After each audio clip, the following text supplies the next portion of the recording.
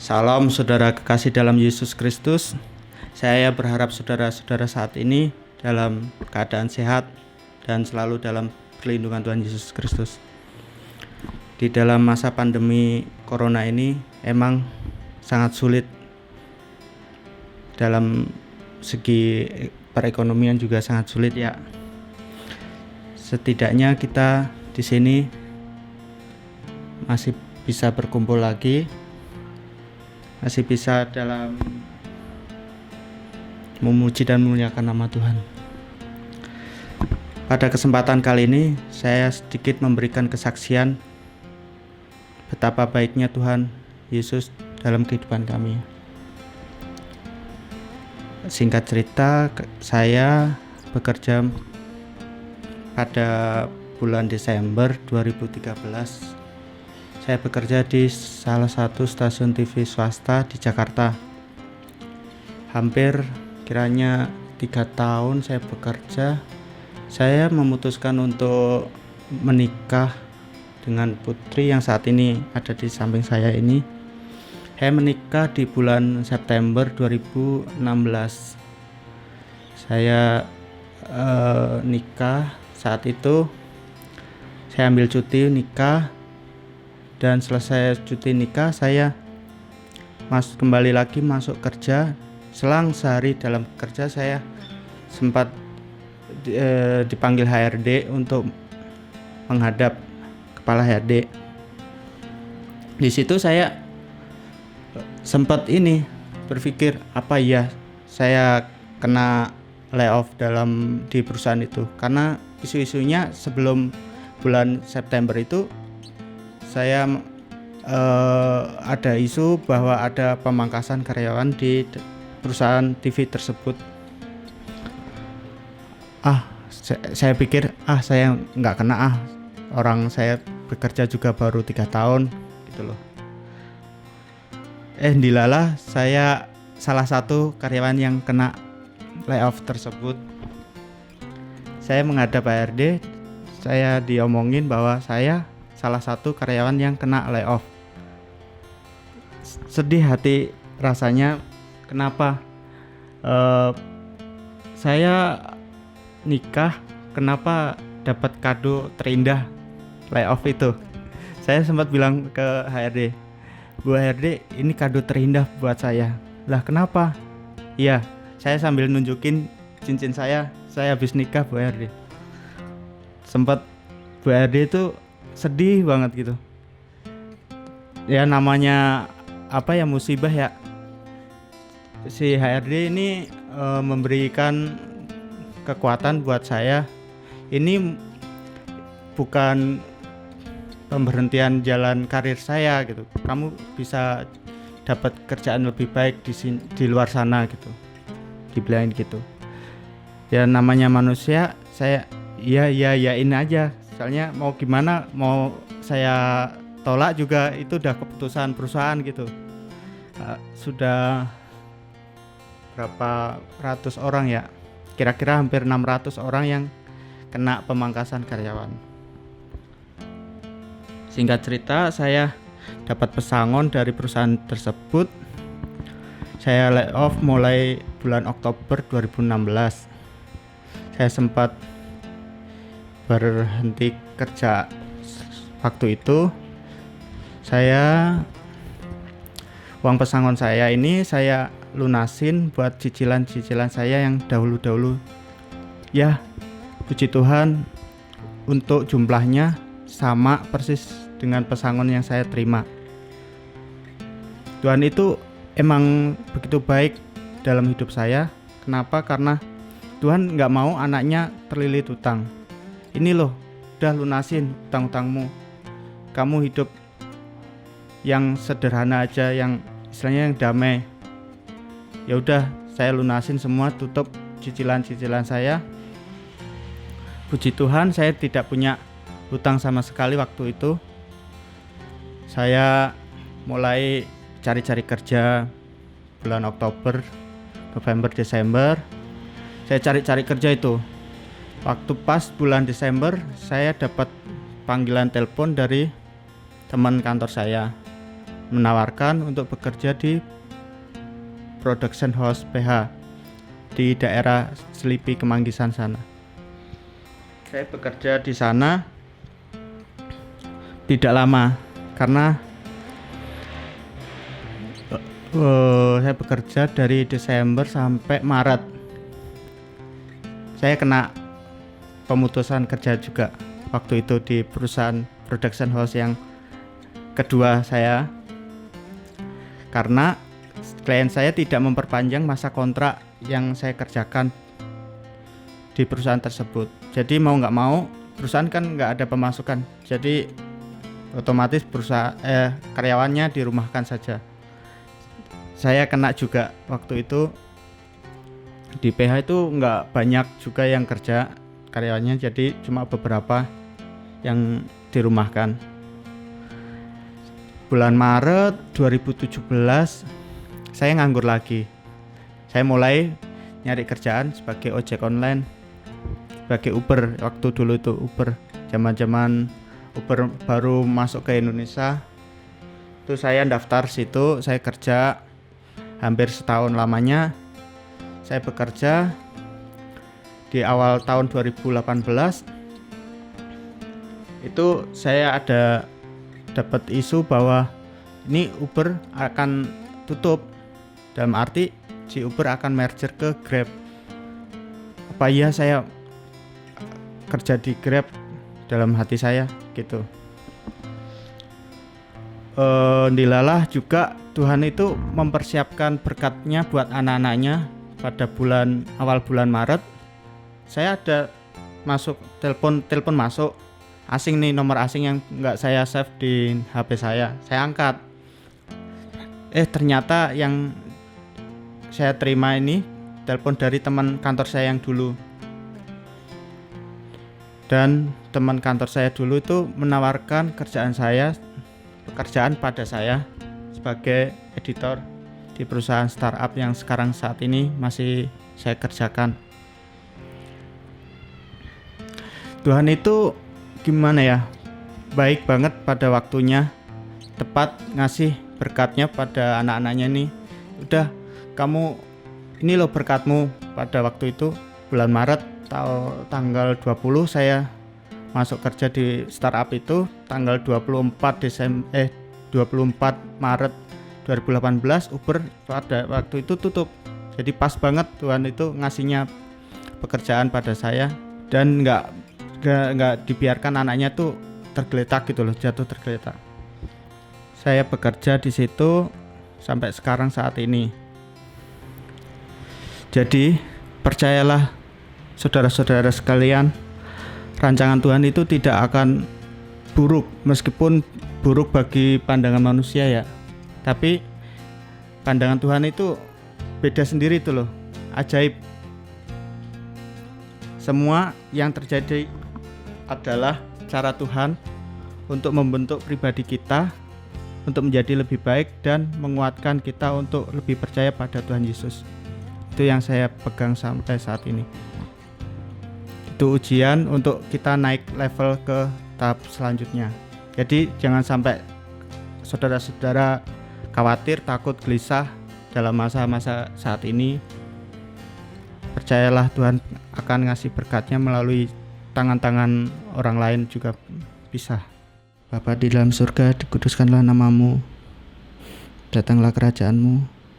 Kami kembali di sini menghadap ke hadirat-Mu. Ampuni kami, ampuni dosa-dosa kesalahan kami. Kami ucap syukur atas berkat rahmat-Mu yang Kau berikan pada kami, sehingga kami bisa hadir kembali lagi dalam mezbah keluarga ini. Terima kasih Tuhan, terima kasih atas berkat penyertaan-Mu selama ini.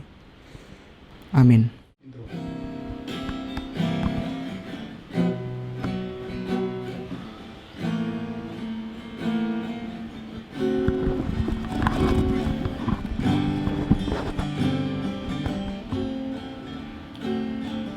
Kau hiasi kehidupanku dengan kemurahan-Mu.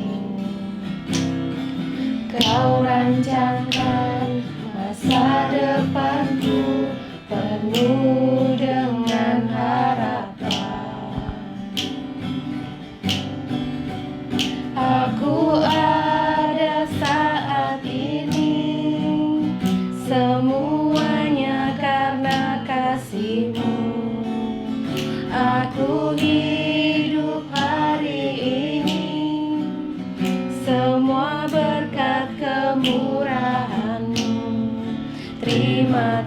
kasih.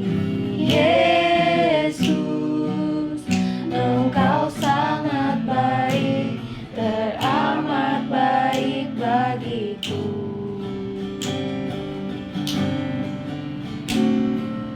Kau hiasi kehidupanku dengan kemurahan-Mu. Kau rancangkan masa depanku penuh dengan harapan. Aku ada saat ini, semuanya karena kasih-Mu. Aku hidup hari ini, semua berkat kemurahan-Mu. Terima kasih Yesus, Engkau sangat baik, teramat baik bagiku. Terima kasih Tuhan atas segala berkat rahmat-Mu dalam hidup kami Bapa. Engkau selalu menyertai kami Tuhan, Engkau selalu mencukupkan segala kebutuhan kami Tuhan. Engkau juga melindungi kami Tuhan dari virus-virus corona dan juga penyakit yang lainnya Tuhan. Terima kasih Tuhan.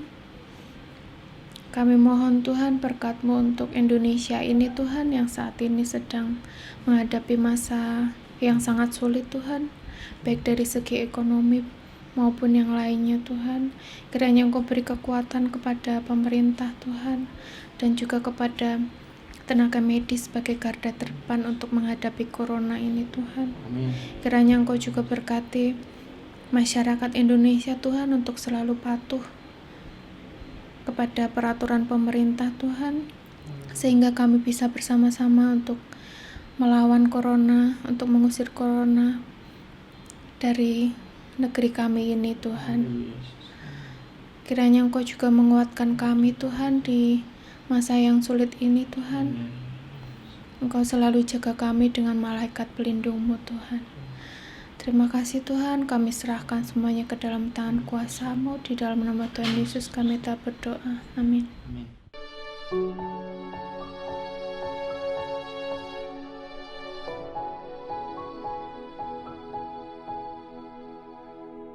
Shalom. Halo Mas Dani dan Mbak Putri, bersyukur kalau hari ini keluarga panjenengan memberikan satu kekuatan kesaksian di dalam kehidupan kami dalam hari-hari ini. Bagaimana keadaannya? Saya yakin Tuhan pasti menyertai dalam setiap langkah kehidupanmu. Bapak Ibu saudara sekalian yang dikasihi Tuhan, mari hari ini kita akan merenungkan firman Tuhan dengan judul pemeliharaan Allah. Kita akan membuka Alkitab kita akan membaca di dalam Filipi pasal 4 ayat yang ke-19. Filipi pasal 4 ayat yang ke-19. Saya akan bacakan. Allahku akan memenuhi segala keperluanmu menurut kekayaan dan kemuliaannya dalam Kristus Yesus. Bapak Ibu saudara sekalian yang dikasihi Tuhan, jelas dikatakan bahwa Allahku akan memenuhi segala keperluanku menurut kekayaan dan kemuliaannya di dalam Yesus Kristus. Bapak Ibu saudara sekalian yang dikasihi Tuhan, banyak orang Kristen berpendapat bahwa pemeliharaan Allah itu dikaitkan dengan satu berkat. Kalau berkatnya banyak, berkatnya melimpah, itu disebut bahwa Tuhan itu memelihara kita. Demikian juga yang kedua, dikaitkan dengan kebahagiaan. Kalau kita bisa merasa bahagia, rumah tangga kita bahagia, maka itu adalah pemeliharaan Allah. Bapak Ibu saudara sekalian yang dikasihi Tuhan, dalam kesaksian tadi keluarga Mas Dani dengan Mbak Putri, itu menunjukkan bahwa Tuhan itu memelihara.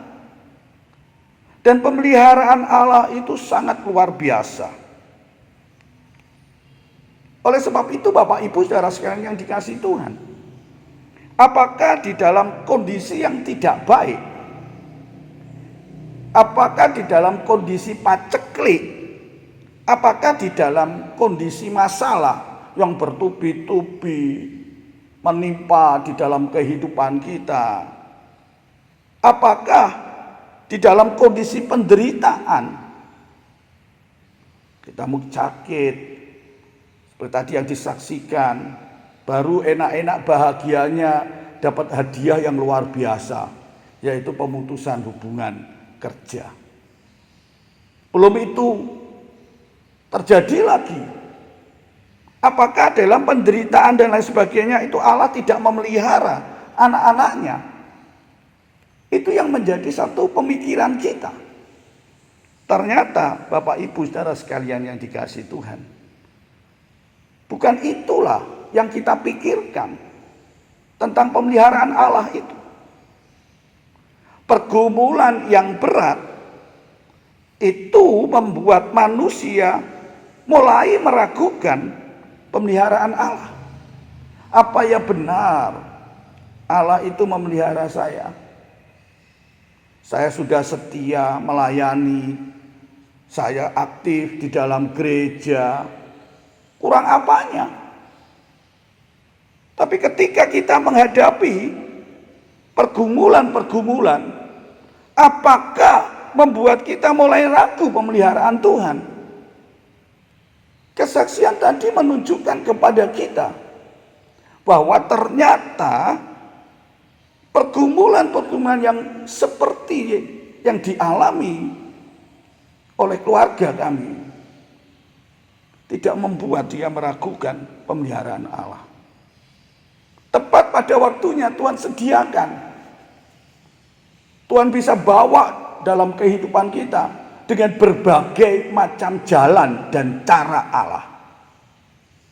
Tapi hari ini mari kita mau belajar tentang pemeliharaan Allah itu. Bapak Ibu saudara sekalian yang dikasihi Tuhan, John Calvin dia menyatakan ketidaktahuan tentang pemeliharaan Allah, ketidaktahuan tentang pemeliharaan Allah adalah asal mula dari semua kesengsaraan. Perhatikan, ketidaktahuan tentang pemeliharaan Allah itu asal mulanya semua kesengsaraan.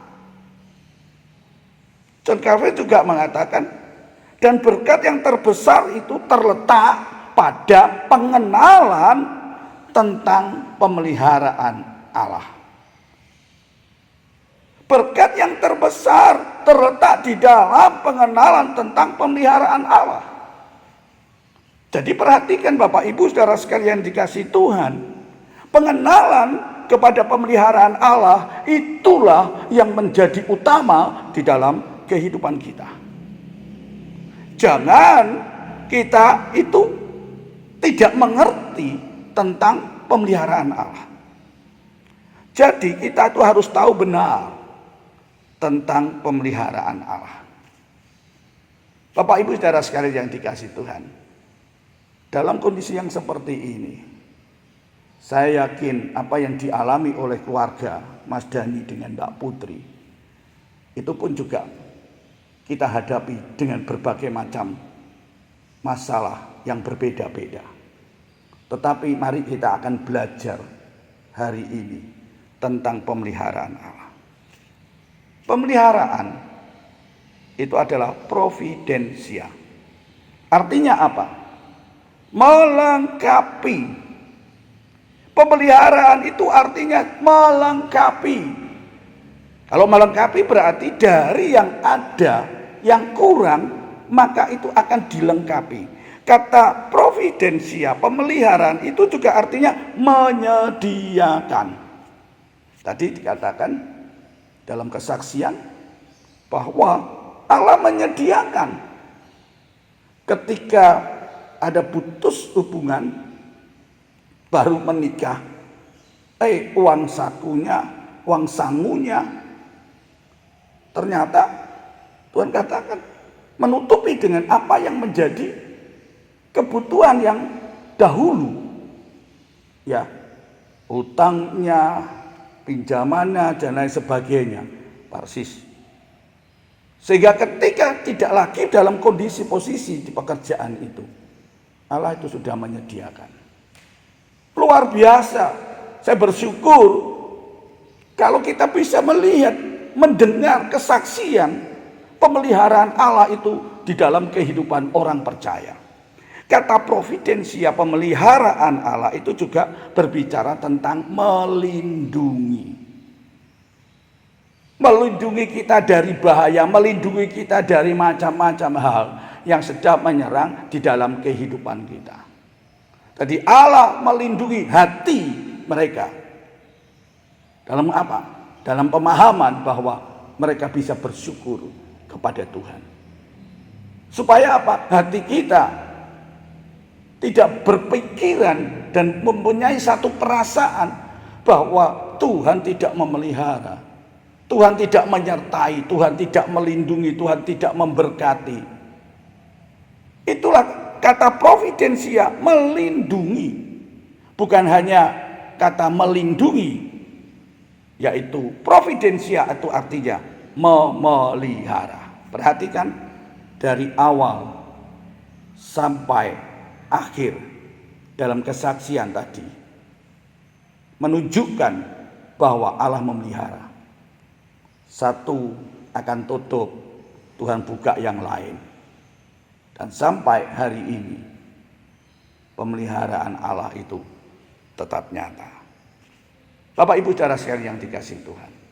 Jadi providensia itu adalah, pemeliharaan Allah itu adalah tindakan Allah yang berkesinambungan. Jadi jelas Bapak Ibu saudara sekalian yang dikasihi Tuhan, pemeliharaan Allah itu adalah tindakan Allah yang berkesinambungan di dalam menyediakan. Menyediakan apa tadi? Tindakan Allah yang berkesinambungan di dalam melindungi, melengkapi, memelihara kebutuhan makhluk hidup ciptaannya. Berkesinambungan, perhatikan, tidak akan putus-putus dan terus dan terus. Filipi pasal 4 ayat yang ke-19 tegas katakan di situ, pemeliharaan Allah yang dimaksud adalah berbicara tentang kuasa dan otoritas Allah di dalam segala situasi dan kondisi. Rasul Paulus katakan, Allahku akan memenuhi segala keperluanmu menurut kekayaannya dan kemuliaannya di dalam Yesus Kristus. Bapak Ibu saudara sekalian yang dikasihi Tuhan, pemeliharaan di dalam segala sesuatu itu artinya apa? Yang pertama, tidak ada satupun yang terlepas dari perhatian dan pemeliharaan Allah. Tidak ada satupun yang terlepas dari perhatian dan pemeliharaan Allah. Karena apa? Karena Allah adalah yang memenuhi, perhatikan tadi, yang memenuhi segala sesuatu. Jadi perhatikan, tidak ada satupun yang terlepas dari perhatian dan pemeliharaan Allah.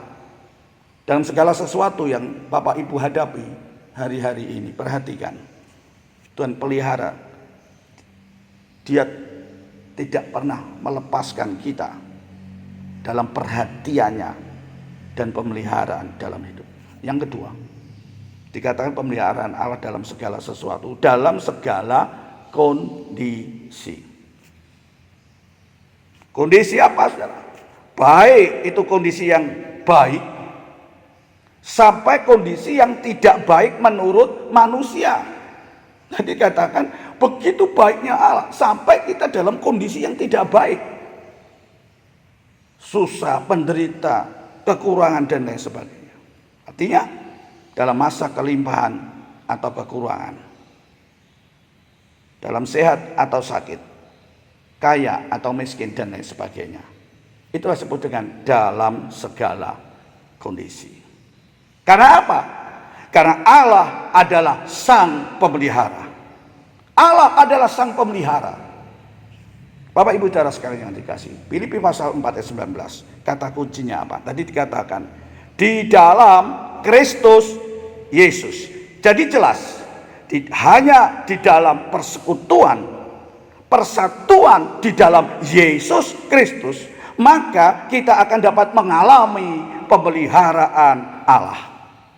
Oleh karena itu, Bapak Ibu saudara sekalian, mari percayalah kepada Yesus.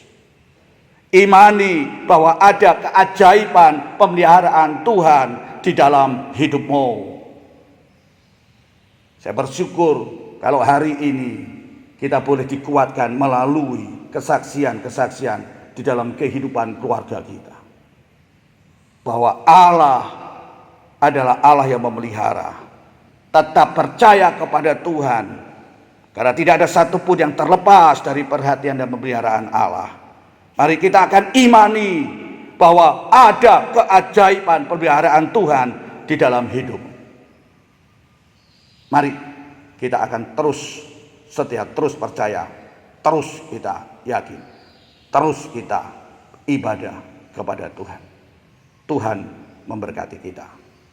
Mari kita akan duduk kepala. Kami bersyukur kalau hari ini Tuhan memberikan firman, menguatkan kepada kami tentang pemeliharaan-Mu di dalam setiap kehidupan kami. Bahwa Engkau tidak meninggalkan dan membiarkan kami. Engkau terus memperhatikan dan Engkau terus memelihara di dalam kehidupan. Karena kami percaya bahwa Engkau Allah, Yesus Kristus, yang memelihara, yang memenuhi segala sesuatu di dalam kondisi apapun. Firman Tuhan menguatkan kami pada hari ini. Tuhan, berkati kami semuanya, kuatkan iman kami. Engkau terus menjadi Allah dan Tuhan di dalam hidup kami sampai Engkau panggil kami semuanya. Berkati yang mendengar, yang mengikuti acara ini. Kami percaya kalau itu terjadi dalam keluarga kami, keluarga Mas Dadi dan Mbak Putri, maka kami yakin Tuhan, itu pun juga akan terjadi dalam hidup kami, bahwa Engkau memelihara dalam setiap kehidupan kami, dalam kondisi apapun. Terima kasih Tuhan, di dalam nama Tuhan Yesus, kiranya Engkau terus akan berkata-kata dan terus menguatkan kami. Terima kasih. Segala puji, syukur, hormat, kemuliaan hanya bagi Bapa di surga. Dalam nama Tuhan Yesus. Amin.